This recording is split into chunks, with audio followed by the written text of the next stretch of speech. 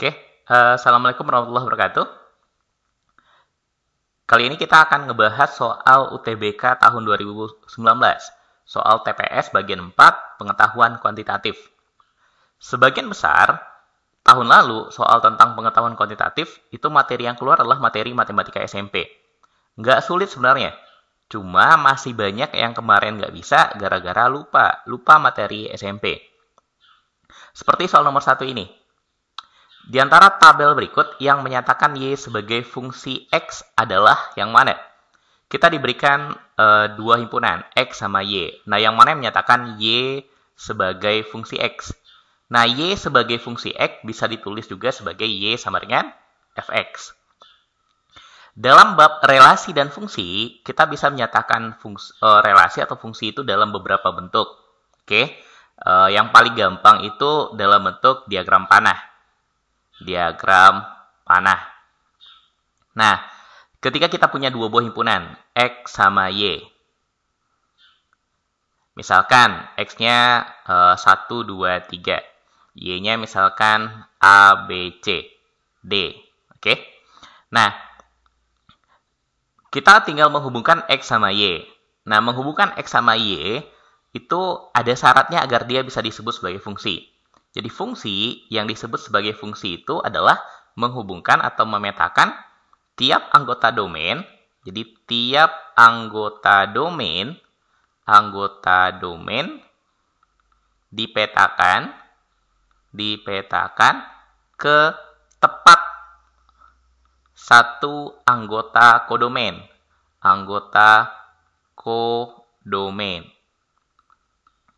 Nah, ada domain sama kodomain di sini.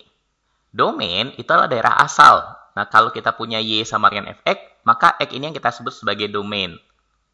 Terus Y itu yang kita sebut sebagai kodomain. Nah, syarat agar menghubungkan X sama Y ini disebut fungsi, itu yang sesuai dengan pengertiannya. Tiap anggota domain harus dipetakan atau dihubungkan ke satu anggota kodomain. Misalkan satunya kita hubungkan ke A, duanya kita hubungkan ke B, tiganya kita hubungkan ke C. Nah, ini bisa disebut sebagai fungsi karena memenuhi syarat. Syaratnya apa? Syaratnya ada di domainnya. Tiap anggota domain dipetakan ke satu anggota kodomain. 1 dipetakan ke A, 2 ke B, 3 ke C. Oke? Jadi kalau kita sederhanakan, syarat fungsi itu ada pada domain. Dan domain itu, tiap anggotanya itu yang pertama, harus punya pasangan satu buah di sini. Berarti tak boleh, sebut aja nggak boleh jomblo. Nggak boleh nggak ada pasangannya. Oke? Terus pasangannya juga harus satu, nggak boleh lebih. Berarti selain nggak boleh jomblo, juga nggak boleh poligami. Anggap aja kayak gitu. Oke? Nah, ini apakah bisa disebut fungsi? Ya. Masing-masing anggota domain punya satu pasangan di sebelah. Nah, gimana dengan kodomainnya? Ada dia nggak punya pasangan? Kita nggak peduli. Syarat fungsi itu ada pada domain, bukan ada pada kodomain. Oke? Nah, yang gimana contoh yang nggak bisa disebut sebagai fungsi? Misalkan gini. Ini X, ini Y. X-nya 1, 2, 3, Y-nya kita ambil tetap A, B, C, D. Misalkan 1 ke A, 2 ke B. Apakah ini disebut sebagai fungsi? Tidak. Kenapa tidak? Gara-gara tiganya nggak punya pasangan. Oke? Selain itu, dia nggak bisa disebut fungsi juga kalau gini. 3-nya kita hubungkan ke C, terus 3-nya juga kita hubungkan ke D. Apakah disebut fungsi? Tidak juga. Kenapa? Gara-gara 3-nya ini punya dua pasangan di sebelah. Dia syaratnya hanya 1. Oke? Nah, selain berbentuk diagram panah, dia bisa berbentuk ada tabel, bentuk lainnya. Kayak gini, ini tabel. Ada berbentuk himpunan pasangan berurutan. Jadi dipasang pasangan secara berurutan. Terus bisa juga nanti berupa grafik. Oke. Nah, bentuk-bentuk lain ini akan kita bahas di video khusus yang ngebahas tentang fungsi. Oke. Jadi jangan lupa di-subscribe biar nggak ketinggalan materinya. Materinya nanti akan di-update terus selama tiap hari. Tiap hari akan ada video baru yang ngebahas materi-materi baru. Nah, sekarang kita kembali ke soalnya. Di antara pilihan jawaban ini, mana yang bisa kita sebut sebagai fungsi? Ini kita geser dulu ke bawah. Oke. Nah, coba lihat satu-satu. 3 ke 1. Min 4 dipasang ke 0, 0 ke min 4, min 3 ke 2, 3 ke min 1. Apakah bisa disebut sebagai fungsi? Tidak. Penyebabnya gara-gara apa? 3-nya ada 2 buah. Jadi 3-nya dipasang ke 1, 3 yang sama, ya meskipun ditulisnya 2 buah, tapi 3 di atas sama 3 di bawah kan sebenarnya sama saja. 3 juga dipasangkan ke min 1. Jadi kalau digambar diagram panahnya, nanti jadinya kayaknya 3, 1, min 1. 3-nya ke 1, 3-nya ke min 1. Berarti nggak boleh. Oke? Sekarang lihat yang B. Fungsi atau tidak? Tidak juga. Kenapa? Gara-gara min 1-nya dipasangkan ke 2 dan ke 1. Oke? Ingat, syarat fungsi itu lihatnya hanya pada domainnya saja. Domainnya harus punya satu pasangan. Nggak boleh kurang, nggak boleh lebih. Ini disebut fungsi atau tidak? Nggak juga. Gara-gara apa? 0-nya. Pasangannya 2 buah. 0 ke 2, 0-nya juga ke 1. Yang ini? Fungsi atau tidak? Iya, benar. Ada yang double? Nggak ada. Min 4 ke 2, min 1 ke 2, 3 ke 1, 1 ke 2, 5 ke 1. Ini bisa kita sebut fungsi. Yang ini disebut fungsi atau tidak? Enggak juga, gara-gara min 2-nya double. Oke? Kita lanjutkan soal nomor 2. Nah, ini berkaitan sama himpunan. Daerah yang diarsir menyatakan himpunan apa? Nah, gambar ini kita sebut sebagai diagram Venn. Diagram Venn. Yang biasanya digunakan untuk menyelesaikan soal-soal tentang himpunan. Nah, ada beberapa operasi dari himpunan yang bisa kita gambar diagram Venn-nya. Yang pertama, kalau ada A irisan B. Oke, ini bacanya irisan. A irisan B. Apa arti dari A irisan B? Artinya, daerah yang masuk ke dalam A sekaligus juga masuk ke dalam B. Jadi kalau kita gambar, ini misalkan himpunan A. Ini himpunan B. Ini A, ini B. Nah, yang disebut A irisan B itu daerah yang masuk ke dalam A sekaligus ke dalam B. Berarti daerah yang di sini. Ini yang kita sebut sebagai A irisan B. Oke? Terus nanti ada juga yang disebut sebagai A gabung B. Lambangnya kayak U. Kalau A gabung B ya artinya A digabungkan sama B. Maka kalau kita arsir, yang diarsir nanti seluruhnya. Karena digabungkan A sama B. Ini A, ini B. Berarti ketika A kita gabungkan sama B, yang diarsir semuanya. Semuanya diarsir. Seluruh A diarsir, seluruh B juga diarsir. Oke, ini yang kita sebut sebagai A gabung B. Terus nanti ada A kurang B. Nah, apa arti A kurang B? Ini artinya daerah A yang nggak masuk ke dalam daerah B. Oke, daerah A saja yang masuk ke dalam B-nya tidak diikutkan. Yang masuk ke dalam B itu nggak ikut. Tidak diikutkan. Diikutkan.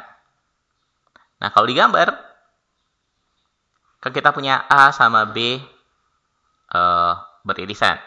Ini A, ini B. Nah, daerah yang merupakan daerah A kurangi B, berarti hanya A saja, yang B-nya nggak ikut. Yang masuk ke dalam B, itu nggak ikut. Berarti ini. Kalau B kurang A, berarti sebaliknya. Kalau B kurang A, berarti yang B saja. Yang masuk ke dalam A-nya nggak ikut. Oke? Nah, kalau dia berupa 3 himpunan, ya tinggal sesuaikan saja. Kalau ada yang dikurung, selesaikan dulu yang di dalam kurung. Oke? Nah, kita gambar satu-satu. Kita lihat pilihan jawaban ini. Kita buat gambarnya satu-satu. Untuk yang A. A digabungkan sama B kurang C. Oke? Maka gambar dulu B kurang C-nya seperti apa. Nanti digabungkan sama A. A yang di bawah. Ini B. Terus ini C. Oke? Ketiga-tiganya saling beririsan. A, B, C. Yang mana yang kita sebut B kurang C?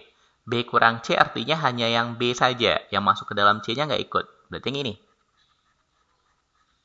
Daerah yang diarsir ini yang kita sebut sebagai B kurang C. Oke. Terus kemudian digabung sama A. A gabung B kurang C. Digabungkan sama A secara keseluruhan. Karena digabungkan sama A, yang A-nya misalkan kita ambil warnanya warna hijau, berarti digabungkan sama yang hijau ini. Oke. Nah, gabungan keduanya yang menjadi A gabung B kurang C. Apakah sama sama gambarnya? Salah, beda. Sekarang yang B. Pilihan yang B, A gabung B irisan C. A gabung B irisan C. Nah, seperti apa gambar A gabung B? Kalau A kita gabungkan sama B, berarti ini A, ini B, ini C. Nah, kalau digabungkan A sama B, berarti hasil penggabungannya, ya A diarsir, seluruh B juga diarsir. Oke? Kemudian diiris sama C. Karena diiris sama C, berarti yang beririsan sama C. A gabung B, lalu beririsan sama C. Berarti yang ini. Hanya adalah daerah A dan daerah B yang beririsan sama C. Oke? Kalau A gabung B kan seluruh A sama seluruh B. Yang beririsan sama C berarti yang termasuk ke dalam C. Berarti bagian yang ini. Apakah benar? Enggak. Salah. Oke? Sekarang yang C. A kurang B gabungkan sama C. A kurangi B. Ini A, ini B, terus ini C. A kurang B berarti artinya hanya daerah A saja. Daerah A yang masuk ke dalam B nggak ikut. Berarti yang bagian ini nggak ikut kita arsir. Berarti kalau A saja tanpa B berarti yang ini. Nih, A saja tanpa B atau A kurangi B. Yang masuk ke dalam B-nya nggak ikut. Lalu digabung sama C. Ini C. Gabung sama seluruh C. Oke? A kurang B, kita gabungkan sama C. Nah, sekarang gabungkan sama C. Gabungkan sama C yang ini. Berarti yang C-nya juga diarsir. Seluruh C juga kita arsir. Nah, apakah sama gambarnya? Sama, persis. Maka jawabannya adalah C. Oke? Paham? Bab ini nanti juga akan kita bahas pada bab khusus yang berkaitan sama himpunan. Oke? Soal nomor 3. Jika X gak sama dengan 1, X gak sama dengan min 3, maka hasil kali dari 9 kurang X kuadrat per 2 kurang 2X dan 2X kurang 2 per X tambah 3 senilai dengan 9 kurang X kuadrat per 2 kurang 2X dikali dengan 2X kurang 2 dibagi X tambah 3. Nah, gimana cara kita mengalihkan ini biar hasilnya jadi sederhana?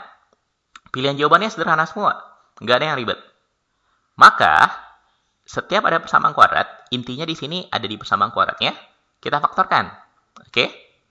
9 kurang X kuadrat, kalau difaktorkan jadi apa? 3 tambah X dikali 3 kurang X. Oke? Ingat, A kuadrat kurang B kuadrat itu bisa difaktorkan jadi A tambah B kali A kurang B. Dibagi sama 2 kurang 2X. 2 kurang 2X. Dikali 2X kurang 2 dibagi X tambah 3. Nah, sekarang kita tinggal sederhanakan. Lihat ini. 2X kurang 2 dengan 2 kurang 2X. Bisa dibagi nggak? Bisa. Karena pengurangannya terbalik, maka hasil baginya nanti adalah min 1. Oke, angkanya sama aja.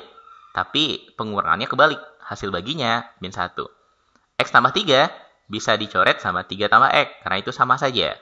Sehingga nanti hasilnya adalah min 1 dikalikan ke 3 kurang X. Min 1 kali 3 kurang X jadinya X kurang 3. Maka jawabannya adalah C. Oke? Nomor 4. Pertidaksamaan dengan daerah yang diarsir adalah representasi himpunan penyelesaiannya adalah. Sebagai representasi himpunan penyelesaiannya adalah. Ini ada daerah yang diarsir, maka pertidaksamaan mana yang sesuai dengan daerah yang diarsir ini. Yang pertama kita lakukan, jadi langkah pertama, tentukan dulu persamaan garisnya. Oke, kita punya garis putus-putus di sini. Secara umum, ini kita buat garis lurus saja dulu. Ini teorinya kita bahas. Kalau kita punya garis yang memotong sumbu Y di titik A, memotong sumbu X di titik B, maka persamaan garis, ini kalau persamaan garisnya ya, itu nanti adalah AX tambah BY sama dengan A kali B. Jadi seolah-olah seperti kali silang. A kali X, B kali Y. Sama dengan A kali B. Oke? Jadi kalau ini persamaan garisnya itu adalah 3X ditambah 5Y sama dengan 15. Oke? Nah, untuk menentukan pertidaksamaan untuk yang diarsir, sesuai dengan daerah yang diarsirnya terletak di atas atau di bawah garis. Oke? Untuk menentukan pertidaksamaannya, penentuan pertidaksamaan, apakah menggunakan tanda kecil atau besar? Aturannya, untuk koefisien Y yang positif, yang mana koefisien Y? Ini si B, atau di sini angka 5. Kalau koefisien Y-nya positif, maka jika daerah yang diarsirnya ada di atas garis, kalau diarsir terletak di atas garis, yang diarsir ada di atas garis, maka tanda yang kita gunakan adalah besar sama. Oke. Kalau yang diarsirnya ada di bawah garis, diarsir di bawah garis, maka tanda yang kita gunakan adalah kecil sama untuk koefisien Y yang positif. Gimana kalau Y-nya negatif? Tinggal dibalik. Di atas jadi kecil, di bawah jadi besar. Oke? Terus, jika garisnya putus-putus,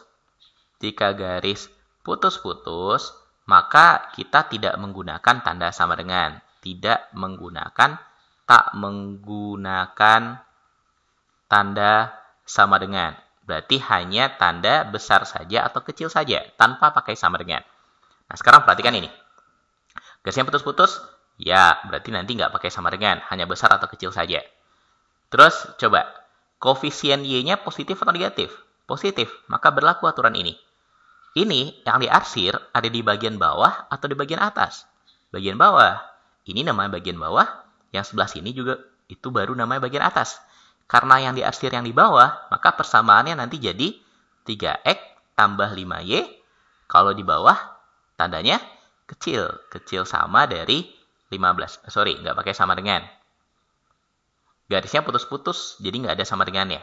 Kalau 15-nya pindah, 3X tambah 5Y kurang 15 kecil dari 0. Maka jawabannya yang mana? Jawabannya adalah yang A. Oke?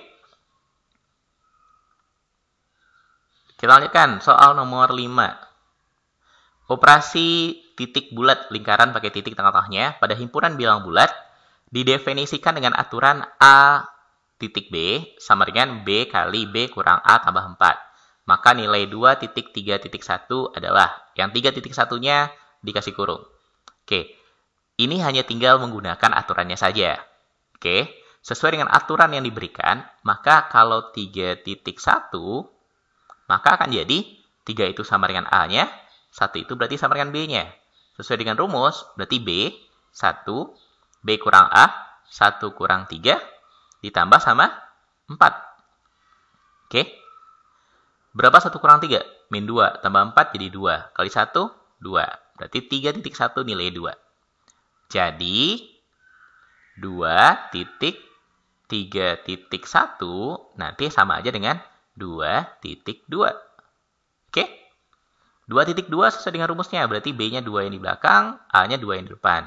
Jadinya 2 dikali 2 kurang 2 tambah 4. 2 kurang 2 habis. 2 kali 4, 8. Maka jawabannya adalah B. Oke? Gampang yang ini. Nomor 6. Nah, ini berkaitan sama sudut-sudut dalam sebuah segitiga. Segitiga BDC sama kaki. Ini salah. Bukan BDC yang sama kaki. Tapi segitiga ADC, segitiga sama kaki. Dengan AC sama dengan, bukan di sini sama kakinya. AC katanya sama dengan DC. Jadi AC, panjang AC ini sama dengan panjang DC. Terus titik B terletak pada AC. Titik P besarnya 37 derajat. P sama dengan 37 derajat. Q sama dengan 50 derajat. Maka nilai X adalah X yang ditanya. Nah, kita hanya perlu menentukan sudut-sudut dalam segitiga. Ingat, kalau kita punya sebuah segitiga, Ini kita buat segitiganya dulu. Kalau kita punya sebuah segitiga, ini ada segitiga. Kalau dia sama kaki, nih, ini A, ini A, ini D, ini C. Jumlah sudut dalam sebuah segitiga itu adalah 180 derajat. Oke, apapun jenis segitiganya, jumlah ketiga sudutnya adalah 180 derajat. Kita punya sudut Q di sini, nilai 50. Sudut ini kita nggak tahu, anggap aja sudut A, yang sudut A lah, sudut R, ini juga sudut R. Nah, kenapa ini sudutnya sama? Karena segitiga sama kaki. Karena panjang DC sama panjang AC sama, maka sudut D sama sudut A itu nilainya sama. R ditambah Q nilainya sama dengan 180 derajat. 2R tambah 50, karena Q-nya nilai 50, 180 derajat. Berarti 2R sama dengan 130 derajat. R saja nilainya adalah 65 derajat. Di R ini nilainya 65 derajat. Nah, karena pada R itu terdapat P, kalau P-nya 37, berarti yang gini, oke, sudut BDC. Yang ini nih. Sudut BDC itu nilainya sama dengan 65, besar sudut ini 65, kurangi sama 37. Oke, karena P ini nilai 37. Berapa 65 kurang 37? 28 derajat. Oke. Terus, yang ditanya sudut yang mana? Sudut X. Oh ya, sebenarnya kita nggak perlu nyari ini. Sekarang lihat segitiga ABD.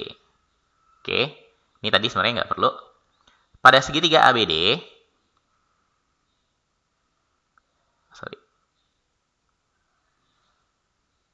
nah ini segitiga ABD, ABD. Kita udah tahu, yang A ini R, besar sudutnya 65. Yang P ini, besar sudutnya udah tahu 37. Nah, yang tanya nilai X, ya tinggal dijumlahkan saja. X tambah 37 tambah 65 nilainya sama dengan 180 derajat. Oke, berarti kalau X saja 180 kurangi. Berapa 65 tambah 37? Sama dengan 102. Oke, 180 kurang 102, 78 derajat. Maka jawabannya adalah B, 78 derajat. Kita lanjut soal nomor 7. Ada persegi ABCD. ABCD, persegi yang besar. Katanya AE sama dengan EF sama dengan FB. Dan sama dengan AG sama dengan GH sama dengan HD. Berarti ini semuanya dibagi 3. Sama panjang semuanya. EK dan FL tegak lurus dengan AB. GK dan HL tegak lurus terhadap AD. Oke. Rasio antara luas daerah yang tak diarsir dengan yang diarsir adalah. Nah, ini juga soal gampang. Coba, agar lebih gampang, lebih mudah kita menentukan berapa rasionya, kita nggak perlu hitung berapa luasnya. Garis saja ini ke sebelah. Oke, ini garis ke sebelah. Ini juga garis. Dari F ke bawah juga kita garis. Karena ukurannya sama, AE itu adalah sepertiganya dari AB, ya kan? AE, EF, FB panjangnya sama, berarti AE sepertiganya, EF juga sepertiga dari AB, FB juga sepertiga dari AB. AG juga gitu. AG adalah sepertiganya dari AD. Begitu yang lain juga sama. Berarti masing-masing ini punya luas yang sama. Sekarang coba lihat, ada berapa kotak semuanya? 9. Yang putih ada berapa? 3. Yang hitam ada 6. Oke? Berarti yang tak diarsir ada 3 kotak, yang diarsir ada 6 kotak. Berarti 3 banding 6. Sama dengan 1 banding 2. Jawabannya adalah C. Oke? Kita lanjutkan. Soal nomor 8. Rasio antara jumlah uang yang dimiliki Agung, Budi, dan Citra. Agung banding Budi banding Citra. Perbandingannya 2 banding 3 banding 5. Selisih antara jumlah Agung dan Budi, Budi kurang Agung sama dengan X rupiah. Maka jumlah total uang Budi dan Chandra adalah. Oke. Kita punya A banding B banding C, 2 banding 3 banding 5. Nah, kalau kita punya perbandingan, jangan langsung dianggap A itu nilainya 2, B itu nilainya 3, C itu nilainya 5. Tapi tulis, ini dasarnya ya, A itu bisa ditulis sebagai 2. Karena di sini X udah dipakai, kita anggap aja 2P. Oke, berarti B itu sama dengan 3P. Yang C itu sama dengan 5P. Perbandingannya 2 banding 3 banding 5. B kurang A, nilainya X. Berapa nilai B? 3P. Berapa nilai A? 2P. Sama dengan X. 3P kurang 2P, berarti dapat P sama dengan X. Oke? Ini P nggak selalu sama nilai dengan X. Di soal ini aja yang nilai P sama dengan X. Total jumlah uang Budi dan Chandra. Budi tambah Chandra berarti. Budi nilainya 3P. Chandra 5P. Berarti jadi berapa? 8P. Karena P itu sama dengan X, berarti ini sama aja dengan 8X. Maka jawabannya D. Oke? Gampang.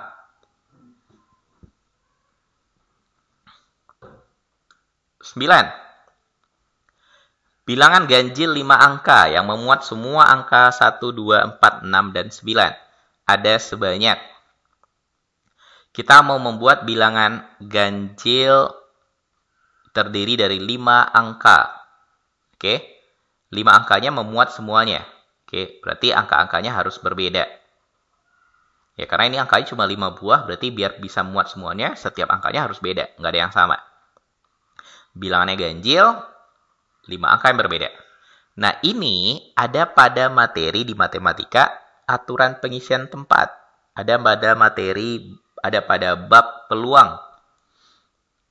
Nah, kalau kita mau nyari banyak kemungkinan untuk tempat-tempat yang akan kita isi, karena ada 5 angka, berarti ada 5 tempat yang akan kita isi.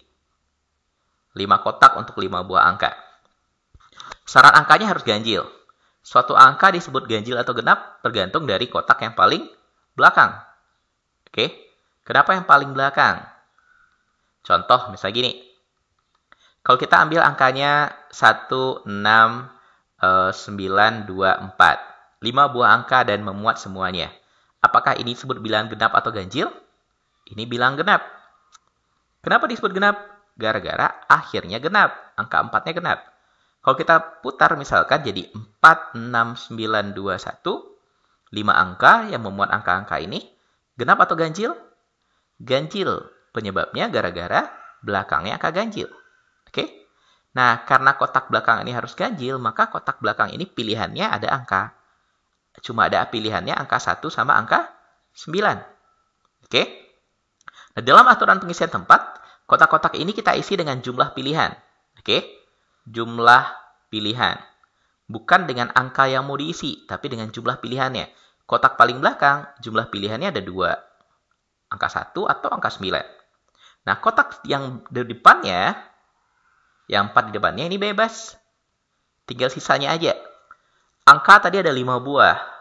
Di kotak belakang pilihannya 2, meskipun pilihannya 2, tapi yang diambil nanti tetap cuma 1 buah. Pilih angka 9 saja atau pilih angka 1 saja. Sehingga untuk mengisi kotak berikutnya, kita anggap isi kotak depan dulu, maka pilihan kita tinggal 4. Oke. Diambil 1, maka pilihan kita di kotak berikutnya tinggal 3. Ambil 1, tinggal 2. Ambil 1, maka di kotak terakhir tinggal 1 pilihannya. Nah, dalam aturan pengisian tempat, banyak kemungkinan adalah hasil kali dari semua pilihan. Berarti banyak kemungkinannya 4 kali 3 kali 2 kali 1 kali 2. 12 kali 2, 24 kali 1 kali 2 hasilnya 48.